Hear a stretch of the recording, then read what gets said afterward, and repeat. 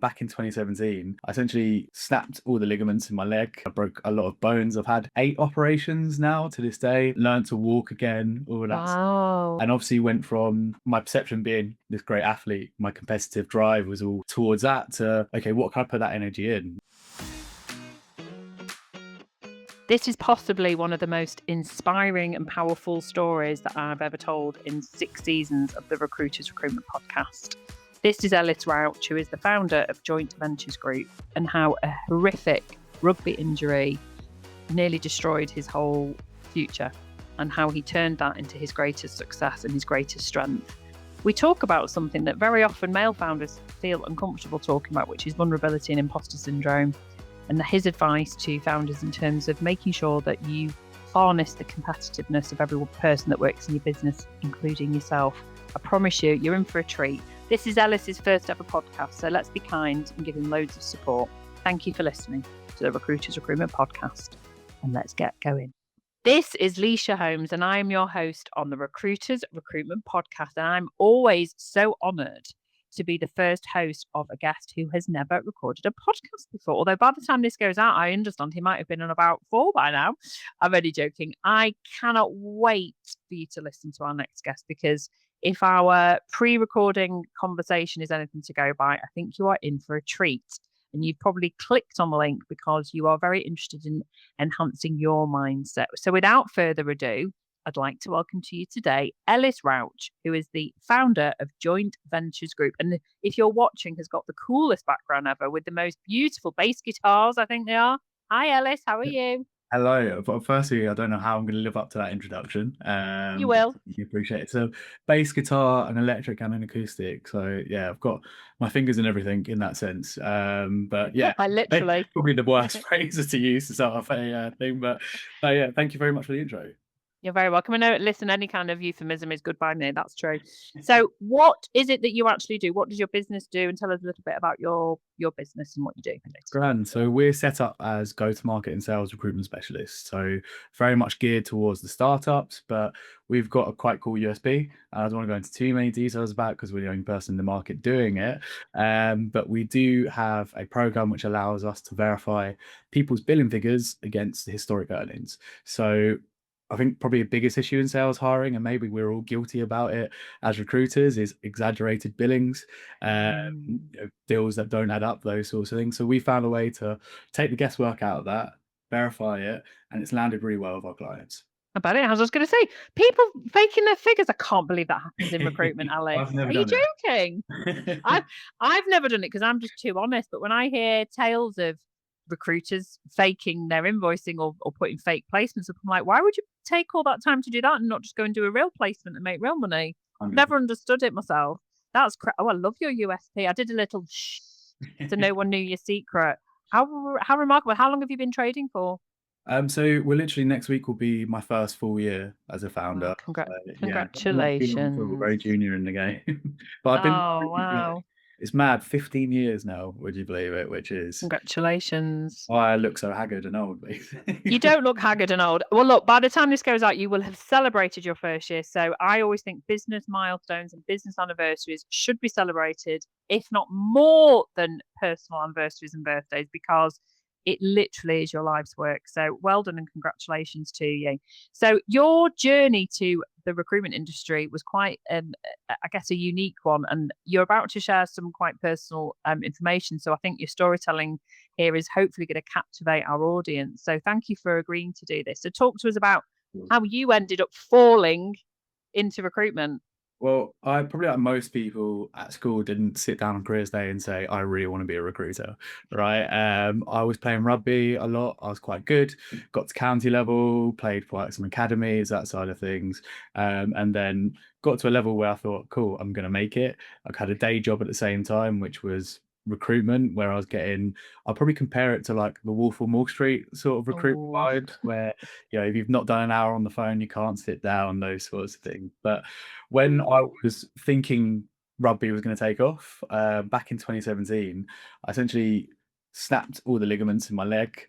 People probably always hear this story. I broke a lot of bones. I've had 8 operations now to this day on Wow. my leg, where they've put my hamstrings into my knee, my quads into my knee, bone from my hip into my legs, learned to walk again, all of that. Wow.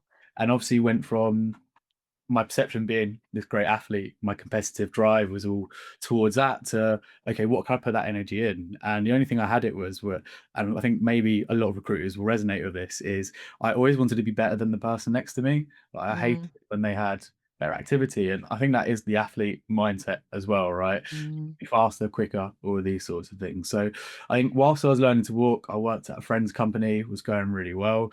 And this is quite a few years back now on these side of things. But yeah, really, really took off with recruitment. Like, I had that drive every day to actually mm, hit my 2.5 hours, keep calling rejections, you could brush them off, like, and fell in love with recruitment and put all that energy which I was feeling as a, like, growing to, like, I guess, adult in that sense of I want to be X. I put it all into the business side of things.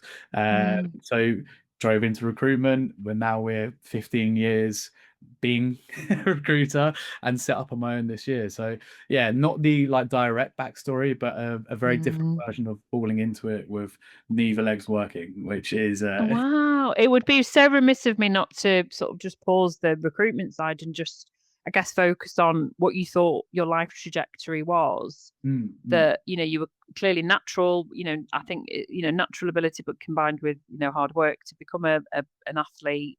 And then that's taken away from you by an accident, I presume. mm. How did you cope with that when it first happened? At what point did you know you wouldn't play rugby again?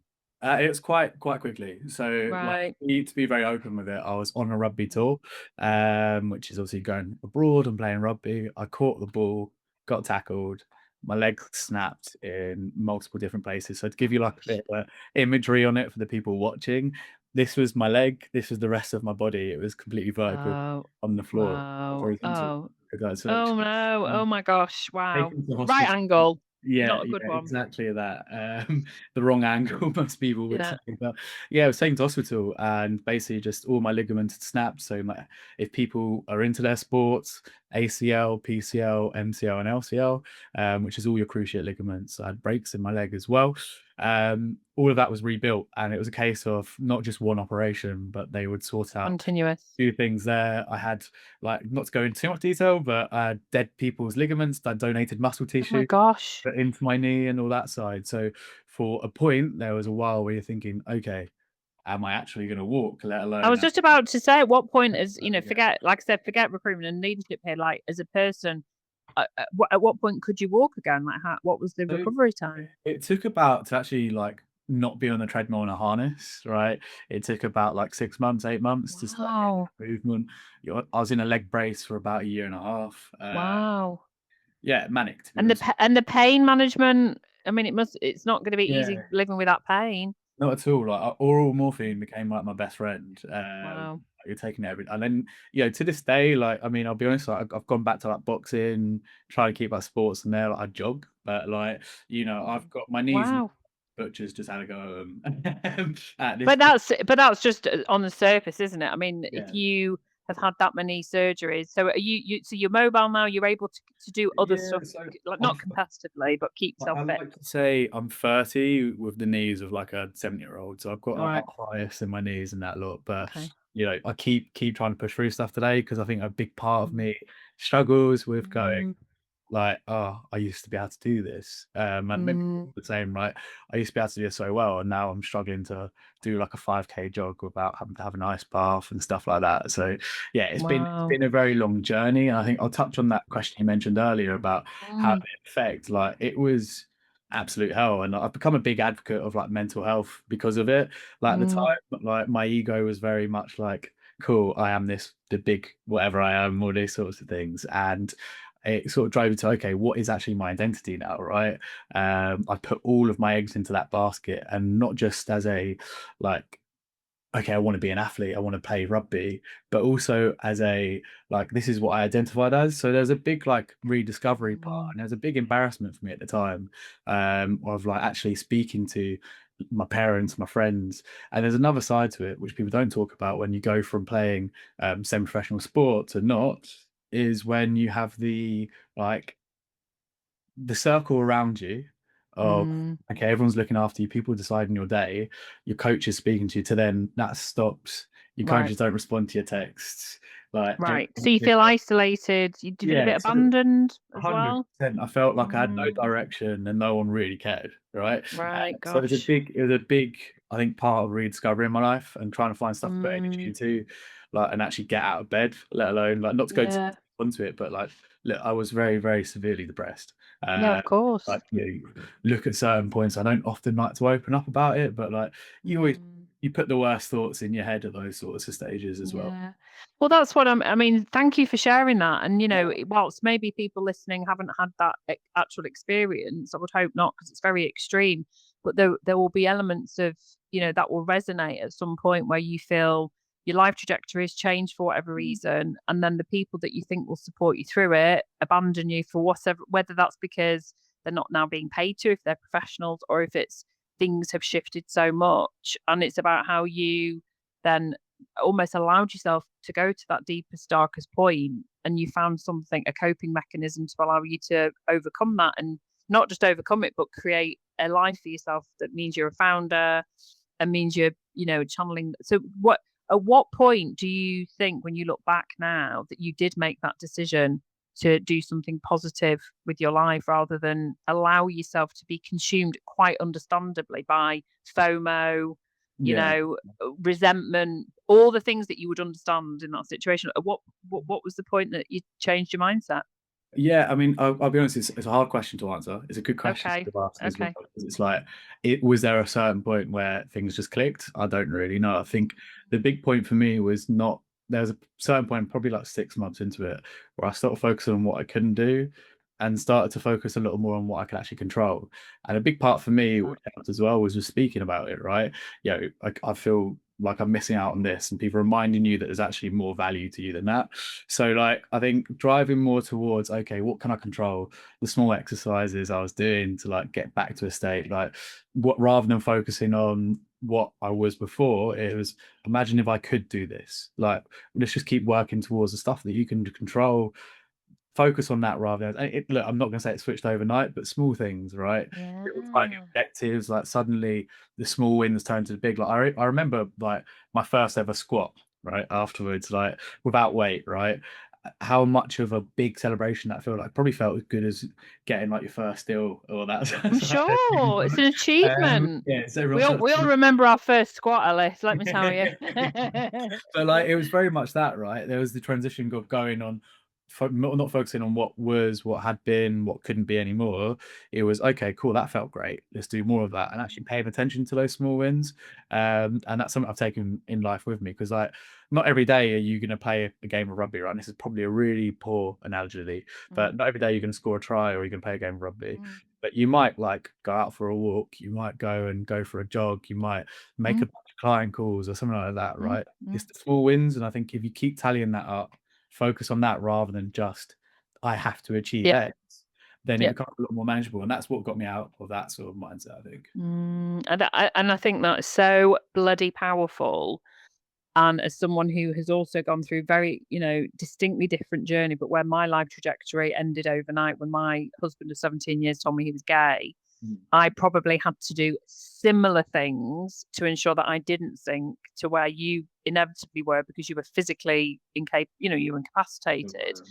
And I think that's why I did ask that question. I hope you don't mind. I hope I didn't overstep the mark with it. And I Oh, think if you're right. still listening now, like, everyone would be holding their breath listening to what you said, because it sounds really cheesy, but it's controlling your controllables, Yeah. and it's having the smallest successes and celebrating those smallest wins. And it could literally be, there were some days I was so low where I was looking around this family home thinking, "Ooh, we've got nothing," and I won't go into the finances, but basically I realized I had nothing after 17 years.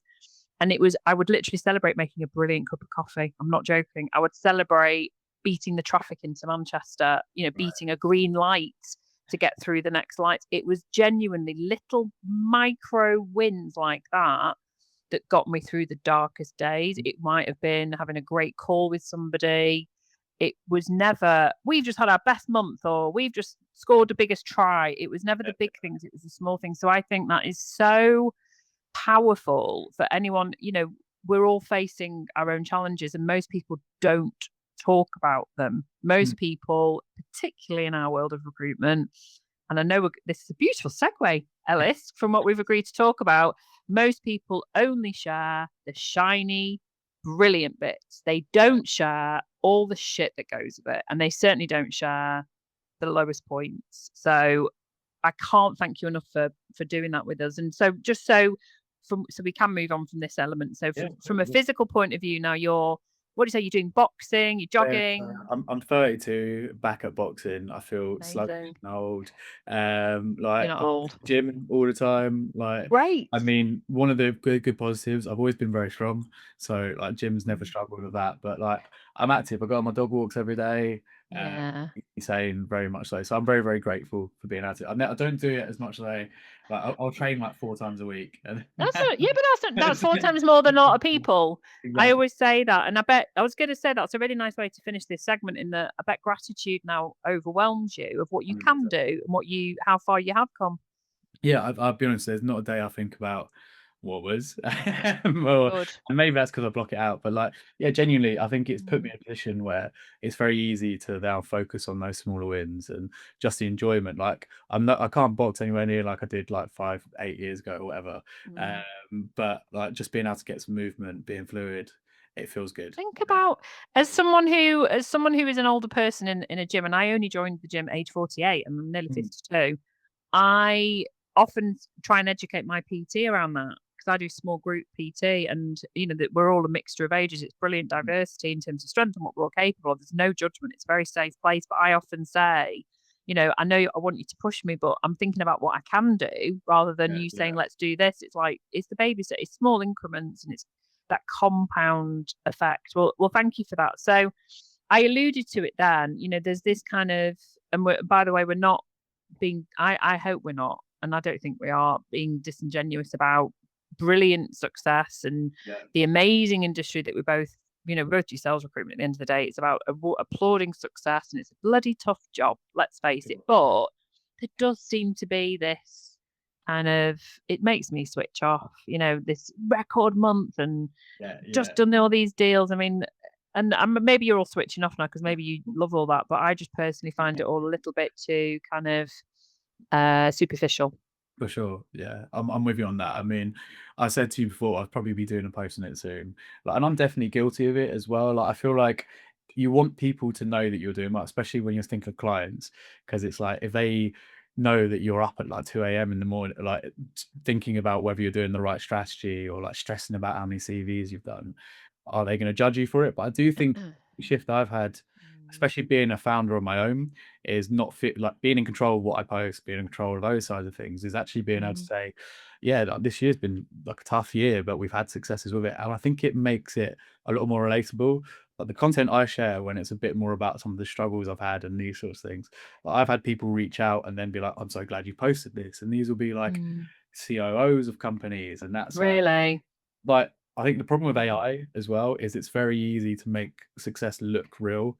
And I think it's very easy to mm. then compare yourself to what another agency, and this is very much talking about the recruitment bubble, but it applies to like Instagram, all these sorts of things as well, right? You will then compare to what someone else's success is and think it's an easy job. Why am I having all this trouble? But then no Mm, one shares what the actual reality behind that looks because you're worried that people are going to think you see its weakness. I think it's the best way to put it. And I think certainly I am. But mm. I think the better thing for me is the more open I've been with content. I'm not saying, hey, tell everyone that you're depressed this week or tell anyone like use LinkedIn as a therapist. Well, that could be a USP, Alice. I mean, you could try The it. depression recruiter is not going to tag that one. No, So, no, but that's not going I to work. think That's not going to it's last more long, is like you it? don't have to like be talking about how you've done 50 client Mm, meetings and exaggerate earnings mm, or like talk about that side mm. of things. Like I think people real relates with real, and like people relate with Yeah, people, right? And the human side that everyone forgets is there is a struggle with being there's a struggle in business, and without that struggle, like I don't think anyone will be as good as what they are doing stuff that they're doing. I think I've worded that poorly, you but the haven't. No, part you of haven't. There's two things that I've taken away from that. First of all, comparison is the thief of joy. it, And anyone that has been on social media for any length of time, surely you've all like realized that now. You can only go and have a look at, but it's only a very small fraction of what someone's actually doing. and you need to set out your own path. You need to set out your own lane. And then the second thing on that is that, that vulnerability piece of what you've said you're happy to do. And I think people often misconstrued as, well, Lysha, you like to overshare and you like to share all this personal stuff. We're not necessarily saying that. What you're Yeah. saying is it's about honesty and about being authentic. And how interesting that you've got C-suite people coming to you saying, thank you for sharing that. I feel the same, because so often, and I know, you mentioned pre-recording about imposter syndrome, and I think, and I'm going to be quite contrary here, but I think it's harder for men to admit to that than it is for Oh, women. I think women, it's just our DNA. We're just born with imposter syndrome. It's a safer place. But for men, it's like, why can't you share the fact that you've had a really challenging time? People mm, listening now we've had so many, real diversity on our show of leaders and founders, and, men and women, and men talking about, bringing up children and running a company. It's like, mm, we never hear that narrative. We always hear the women talking about it. yeah. So I think it's really important to hear from someone like yourself who's got, you've got a life, your clients have got lives, and you're happy to talk about those things. 100%. I'm not saying, look, don't post and celebrate, right? Because I think like a lot of it, like things are going really well, like for me, like they are. And like Good. post, for example, you could post about, oh, I've earned over X amount of money this year, or we've done this amount of billing and that side. And I think I see it every day now on LinkedIn, where it is just, this is what it is, the expectation of the Mm, industry. And I found definitely for myself, and this is personal experience, and I don't want to keep going back to what we spoke about earlier. But at that time, like the big point and hard part for me was I didn't feel like I could share or could talk about mm, real. And then the amount of people since then, like people who used to play rugby with me, who've spoken to me about their own journeys and how they struggle to deal with it. Like life yeah. would be a lot easier, I think, if you're just honest with it. And I think people are very much understanding. Like again, like if you're having a tough time or whatever, like Mm. there is a reality to it. And like I said, I could post about how much I'm earning, but also I could just talk about how I'm working hard. Like I panic sometimes if I have a day off. Like if I've had a week Oh off. yeah, that's founder life, love. Founder, I've Exactly. got a holiday coming, and I'm already thinking, shit. How But am I that's gonna? Well, I'm not. I'm gonna have to work through it. That's the reality. And I love, and I really heard what you said before, and I made a note of that word, that you are naturally a very competitive person, yeah, and yeah. what you did, and if we go to today now, you picked up that natural attitude, the competitiveness that had driven you to that point in your sporting career, and you have now positioned it in a very meritocratic industry. Mm. And I think that's, it's such a positive outcome for you. And, when you look back on, when your future self looks back on you, you're definitely in the right environment. So what would your advice be to, I guess, maybe recruitment founders who've got people in their business who, we have had a really tough market, all Yeah. out of our control, economic factors, geopolitical factors, wars, and, AI, automation. There's all these different things going on. What would your advice be to founders about how to compete, how to contain, and to ensure that we're maintaining that competitiveness whilst people then can still feel that they can share their vulnerability? Like, it's a balancing act a little bit. Yeah, for sure. I think like rewarding achievement's a great thing, right? And those, Mm, but I think also not just like I think my early stage of my career, I look back in that I was very much death by KPIs, death by activity. right. If you weren't doing that, you were made to feel like you weren't achieving and that side of things. But I think the Mm, main thing for recruiters is like consistency is key, right? If people are yep. sharing up, they're making the right sort of calls, they're not Yep. afraid to pick up the phone, they're doing the right sort of Yep. activity, they know their market and that side. Like I think a lot of it is timing as well. Yeah, sure. I think just being open yourself, like, and I hope when I'm hiring more people, and I'm quite an open person, so I hope that just naturally being like that will Mm, encourage that sort of like that conversation to happen. yep. I think equally speaking, like taking the time out of your day just to actually go, cool, KPIs aside, billing aside, like how are things going? Because Yep. what you don't want people to do is burn the candle at both ends, right? No. Celebrate an achievement and you're just focusing on your Yep. achievement. Yep. It's good to take a step back. Like I've been to quite a few events and meetings about this sort of stuff where it is be like, and like it's a very overused phrase. I'm not saying I'm anything like the Martin Luther King or any, or Mahatma Gandhi or anything like that, but yeah, the same will be the change you want to see, right? I think as a founder, certainly it's your responsibility to live the like actual culture, the goals, the way that you Mm, operate, be that. Show people it's fine to be that. Like, yeah, be successful, but also show what the reality is as well. There's no point hiding it, mm, tough day and that side of things. Like, again, I'm not saying talk to everyone about everything yeah, going wrong with you and that side of things, but like, you know, if you're out there and you're saying to, I'm saying to my staff and that I'm a bit stressed out, like it's been a long week, like I feel drained and that side of things. Like, people realize that it's okay, and you create a bit more of yeah. those conversations, all right, and you're not feeling like you have to hold it in and then just Hold it in. It's a great ethos to have, and I think I'm not saying it's easier for founders of smaller businesses, but the reality is you can't hide in a smaller business. So I'm always mindful that our audience is diverse and we have people from all walks of life across the recruitment industry. But I think fundamentally what you said there is so accurate that whatever level of leadership you're at, however big your team is, or even if it is just yourself, your ethos around culture versus, being a successful person is about, being truthful and honest. And it's about having I guess, a full holistic approach to how you have those conversations with yourself first and then with your internal team, but then with your external customers. And I think some of the best conversations that I have, and when I listen to podcasts that, by the way, are way beyond the recruitment sphere, but real like your Simon Sinek's and people like that, where they're just having these massively psychologically amazing conversations. I think you've simplified it really well, and through your lived experience, you will attract. I know you're in scaling mode, and that's really exciting for you and your business. You will attract the right people that Mm, will naturally want that kind of leadership where they've got a safe space to be vulnerable sometimes and, talk about the challenges that they're facing, but equally know that they're in a business where they can thrive and be successful. yeah, 100%, 100%. I just did a good pitch on your business there, didn't I? Yeah, thank you. I'm gonna write all that one down Welcome. and use it, man. You can. Well, there you go. Well, I'm not rep to rep for nothing. No, I think it's, it all, from my perspective, I think everything that you talked about today is a really good summary of actually what the Recruiters Recruitment podcast has been around for 6 years, which is, Mm. bringing out the best in people as a human being. Yeah, 100%. And like, I think again, like even when I was before I became a founder, right? One of the things that drove me to actually start a business, I Mm. was very tired of making money for someone I didn't want to make money for. Yeah. And I'm a good recruiter, but that's how you lose good staff, right? Like, nothing's worse Mhm. when you see you're getting like 80% of the billing that you're doing is getting taken away, for example. Yeah. And the person who's getting it is someone who is giving you stresses, like Yeah. driving you forward and putting you down. So yeah, I'm hoping that I'll keep this going and keep this attitude, keep him like You will. thriving to have like fostering to have that environment, right? But like, I think You the only will. way to do it is just by being very honest and open about it. Like, You will.